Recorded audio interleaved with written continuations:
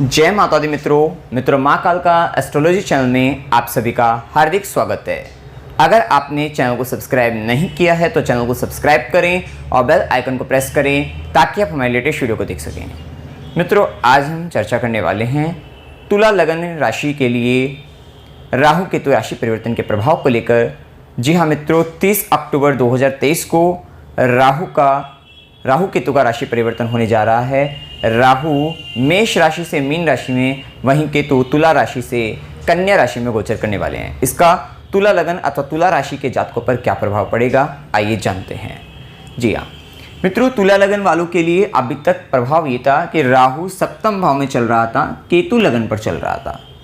तो इसके कारण अभी दिक्कत ये चल रही थी कि सप्तम भाव में चलने के कारण आपके वैवाहिक जीवन के अंतर्गत राहु के कारण परेशानी उत्पन्न हो रही थी, भ्रम उत्पन्न हो रहा था, जिसके कारण आप आपस में आपसी तनाव मतभेद कह सकते हैं थोड़ा चल रहे थे।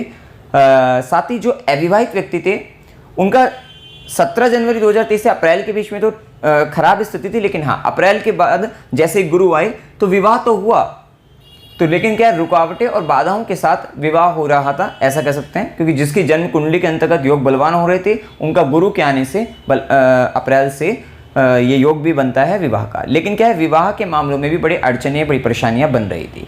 लेकिन अब उसके बाद भी क्या हो कि राहु का प्रभाव तो जो का तो चल ही रहा था, तो विवाह होने के बाद भी मिसअंडरस्टैंडिंग होना, इस तरीके की भी स्थिति अभी आपके साथ बनी हुई थी। यही स्थिति आपके, क्योंकि सप्तम भाव से व्यापार का भी विचार और व्यापारिक आपके जो साझेदार हैं उनके साथ भी हो सकता है कि आपने जो पार्टनर चुना है, चाहे वो जीवन साथी हो चाहे वो आपका व्यापार का साझेदार हो, तो आपने देखा कि पहले जो जैसा व्यवहार कर रहा था पार्टनरशिप के बाद या मैरिज के बाद, उसका जो आपने जब उसको अच्छे से देखा, अच्छे से परखा, तब आपको पता लगा कि इसने एक माया रची हुई थी, अर्थात जैसा दिख रहा था वैसा बिल्कुल भी नहीं पाया गया।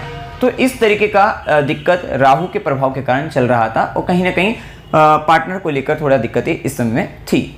अब वहीं क्या है कि व्यापार के अंतर्गत भी आपके साथ चीटिंग होना, धोखा होना, ये परेशानी भी चल रही थी।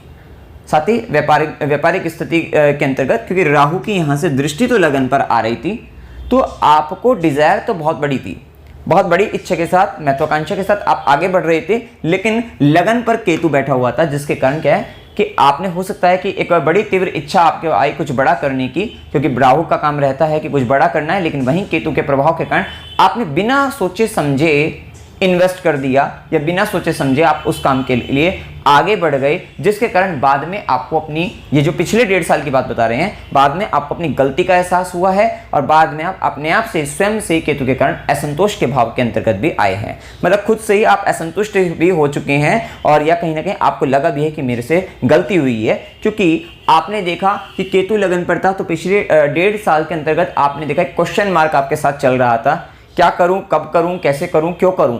मतलब कहीं ना कहीं केतु का प्रभाव आपको इस प्रकार के क्वेश्चन आप करते अपने आप से, स्वयं से दिखाई दे रहे थे।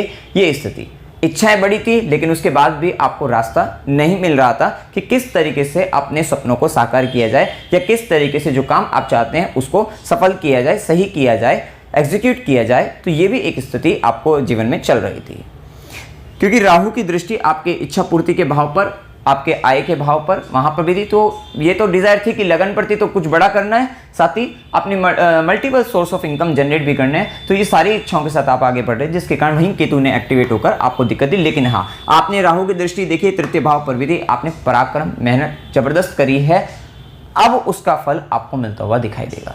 विशेषतः अब ये समय रहेगा कि राहु छठे में आ जाएंगे, तो ये तो है कि जिनके वैवाहिक जीवन में परेशानी चल रही थी वो दूर होती हुई दिखाई देगी, जिनके व्यापार के अंतर्गत परेशानी चल रही थी वो दूर होती हुई दिखाई देगी, पार्टनरशिप या रिलेशनशिप में जो दिक्कतें थी वो भी काफ़ी हद तक आपकी सोल्व हो जाएंगी, परेशानियां दूर होती हुई दिखाई देंगी। निर्भरता हम हमेशा बताते हैं कि जन्म कुंडली किस प्रकार की है, दशा अंतदशा क्या चल रही है, इसका हमेशा प्रभाव पड़ता है। तो इस बात को आप हमेशा ध्यान में रखते हुए ही आप गोचर की वीडियो को देखा करें। तो इस बात का हमेशा आपको ध्यान रखना है। साथ ही जो खुद से एक तनाव का भाव आ रहा था आपके जीवन में, चिड़चिड़ापन आपकी जिंदगी के अंतर्गत आ रहा था, या ऐसा भी आपको लग रहा था कि दिमाग काम नहीं कर रहा है, इस तरीके का, और खुद से ऐसा लग रहा था कि बार बार मुझसे गलतियां ही हो रही हैं, तो इस भाव से भी अब आप निकलते हुए नजर आएंगे। तो ये भी एक अच्छी स्थिति यहाँ पर कह सकते हैं। साथ साथ जो अविवाहित थे उनके लिए विवाह के प्रबल योग बनेंगे, बहुत अच्छी स्थिति है। अब देखिए क्या है, छठे भाव में जैसे ही राहु जाते हैं, मीन राशि के अंतर्गत हैं, छठे में राहु अच्छा रिजल्ट, अच्छा परिणाम आपको देंगे। पहली बात तो ये कि इस समय में बार बार आपके पास कंपटीशन आएगा और यह आपका दिमाग रहेगा कि पहले एक बार इस कंपटीशन को क्लियर कर लें, फिर कुछ आगे बढ़ने की या फिर कुछ और सोचते हैं। तो हमें इस समय के अंतर्गत ये रहेगा कि कंपटीशन के लिए आप मतलब बार बार आपको कंपटीशन मिलेगा और आप उसको क्लियर करते हुए नजर आएंगे। बार बार शत्रु आएंगे, उन शत्रु पर आप विजय प्राप्त करते हुए नजर आएंगे। या ये कह सकते हैं कि इस समय के अंतर्गत किया गया कोई भी कार्य ऐसा नहीं होगा कि जिसमें आपको अपने से ऊपर कोई व्यक्ति ना दिखाई दे। मतलब कहीं ना कहीं जहां पर भी आप जा रहे हैं वहां पर पहले दो से तीन जनों पर मतलब कुछ भी अगर देख सकते हैं कि आपको कंपटीशन करना पड़ेगा, तब जाकर आप उन पर विजय प्राप्त करके आप आगे बढ़ते हुए नजर आएंगे। ये स्थिति उन लोगों के लिए बहुत अच्छी है। क्यों ऐसा कह रहे हैं कि जो व्यक्ति बेरोजगार हैं, नौकरी प्राप्त करना चाहते हैं, जब छठे में राहु आता है तो इंटरव्यू वगैरह ईजी तरीके से क्लियर हो जाते हैं। साथ ही जो व्यक्ति, क्योंकि शनि पंचम भाव में चल रहा है, गुरु सप्तम में चलेंगे, दोनों की दृष्टि आय भाव पर पड़ेगी, तो इनकम तो आपकी आनी शुरू हो जाएगी। इनकम आने के लिए हो सकता है नौकरी नहीं हो, नौकरी के लिए आप इंटरव्यू देने जाएंगे, वहां राहु आपका साथ देगा। राहु साथ देगा तो वो आपका इंटरव्यू क्लियर करा देगा। जो एग्जाम वगैरह होंगे वो आप पास कर लेंगे, इंटरव्यू क्लियर हो जाएगा और बाद में आपको शनि और गुरु के प्रभाव के कारण आपकी आय वृद्धि या सोर्स ऑफ इनकम आपका जनरेट हो जाएगा। तो एक बहुत ही अच्छा यहाँ पर स्थिति रहेगी। साथ ही क्योंकि शनि भी पंचम भाव में, राहु का गोचर जैसे कि षष्ठम भाव के अंतर्गत है, पंचमेश बनकर षष्ठम में जा रहा है, जो कि साइकोलॉजिकल तरीके से भी अगर देखा जाए यहाँ पर, क्योंकि राहु कहीं ना कहीं शनि का साइकोलॉजिकल पार्ट है, फिजिकल पार्ट शनि ही है, क्योंकि कुंभ राशि के अंतर्गत दो स्वामी बन जाते हैं शनि और राहु। जब ये छठे के अंतर्गत आएगा तो जो व्यक्ति मेडिकल की पढ़ाई कर रहे हैं, जो व्यक्ति लॉ से संबंधित पढ़ाई है या छठे से संबंधित, यहाँ पर आपकी अगर आप चार्टर्ड अकाउंटेंट सीए की भी पढ़ाई कर रहे हैं तो वहाँ पर भी शनि स्वराशि शनि, क्योंकि लंबी पढ़ाई के लिए आपको जो लंबे समय से चल रही है उसको पूरा कराने आए हैं। वहीं साइकोलॉजिकल पार्ट से राहु का जो गोचर षष्ठम से होगा तो आपके जो पेपर एग्जाम आपके क्लियर नहीं हो पा रहे थे वो सब आपके इन 1.5 साल के अंतर्गत क्लियर होते हुए नजर आएंगे, क्योंकि अब शनि और राहु इन दो ग्रहों ने ठान ली है कि आपकी पढ़ाई पूरी करानी है। और साथ ही साथ राहु का गोचर ये है कि जो भी शत्रु आएंगे, जिस भी तरीके का एग्जाम का लेवल होगा, कंपटीशन होगा, सब आप क्लियर करते हुए नजर आएंगे। विशेषतः आपकी जन्म कुंडली में भी अच्छे योग होने चाहिए, ऐसा हम हमेशा कहते हैं। दशा भी आपकी सुटेबल अच्छी चलती हुई दिखाई देनी चाहिए, जिस विषय से संबंधित आपकी इच्छा है या जिस विषय से संबंधित आप इस गोचर को देख रहे हैं, इस बात का आपको हमेशा ध्यान रखना है। अब देखिए यहाँ पर राहु का प्रभाव रहेगा तो हो सकता है कि किसी तरीके के पिछले पुराने कोर्ट केस वगैरह हैं, यहाँ पर आपका दबदबा बढ़ता हुआ नजर आएगा। ये भी एक अच्छी स्थिति कह सकते हैं। वहीं राहु की दृष्टि, आपकी पांचवी दृष्टि आपके दशम पर रहेगी। हाँ, एक बात है कि कार्य क्षेत्र में आपको पॉलिटिक्स देखनी पड़ सकती है, लेकिन उस पॉलिटिक्स में भी, क्योंकि शत्रु तो देखिए हमने बताया कि बार बार आपको शत्रु तो मिलेंगे, लेकिन आप बार बार उन पर विजय प्राप्त करते हुए दिखाई देंगे। राहु यहाँ पर मीन राशि के अंतर्गत है, तो ये बात का ध्यान रखिएगा, रोग स्थान है तो आपको राहु छोटी छोटी दिक्कतें देगा हेल्थ की, लेकिन वहां पर भी क्या आप तुरंत उस पर मतलब पार पालोगे, मतलब तुरंत आपको आराम भी मिलेगा, लेकिन हाँ मिलेगी। मीन राशि में तो थोड़ा सा आपको इन्फेक्शन, एलर्जी वगैरह होने की भी प्रबल संभावना यहाँ पर देखने को मिल सकती है। और साथ ही समय में आपको फुट मतलब आपके तलवों से संबंधित और साथ ही थोड़ा गर्दन से वाले भाग में भी आपको समस्या देखने को मिल सकती है। लोअर बॉडी पार्ट्स में भी, बेसिकली लोअर बॉडी पार्ट्स में भी, लोअर एब्डोमेन से रिलेटेड भी वहां पर भी आपको प्रॉब्लम देखने को मिल सकते हैं, और खासकर यहाँ पर इन्फेक्शंस होने की संभावना थोड़ा ज्यादा रहेगी। वहीं राहु की दृष्टि और केतु का गोचर 12वें घर के अंतर्गत, ये अच्छी स्थिति है कि राहु की दृष्टि 12वें घर पर और द्वितीय भाव पर है, तो राहु मीन राशि के अंतर्गत है।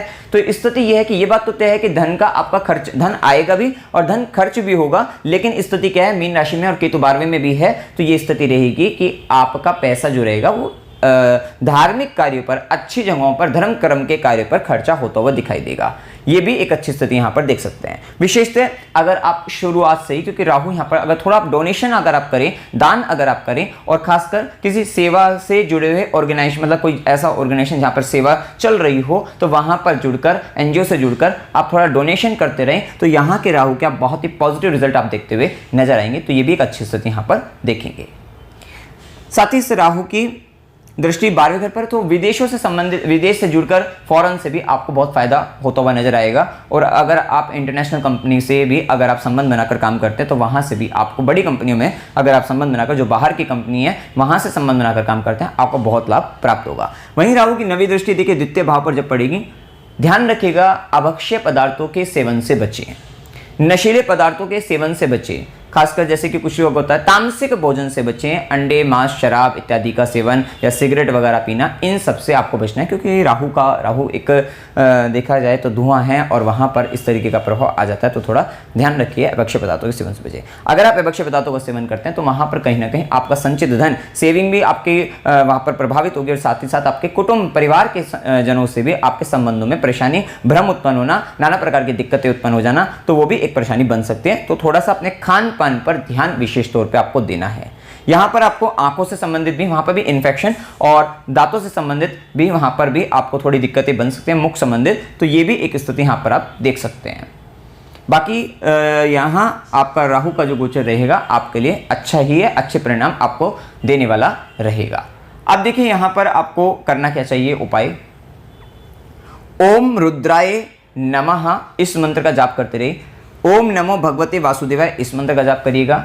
साथ ही ये 1.5 साल आपको करते रहना है। ध्यान करते रहिए, मेडिटेशन करते रहिए, बहुत लाभ मिलेगा, सुकून और शांति आपको मिलेगी। साथ ही बंदरों को केले खिलाना है, स्ट्रीट डॉग, मछलियों को, इनको भी आपको मतलब इनको सेवा करती रहनी है, इनको जो फूड डोनेट करते रहना है। साथ ही पक्षियों को आपको दाना डालना है।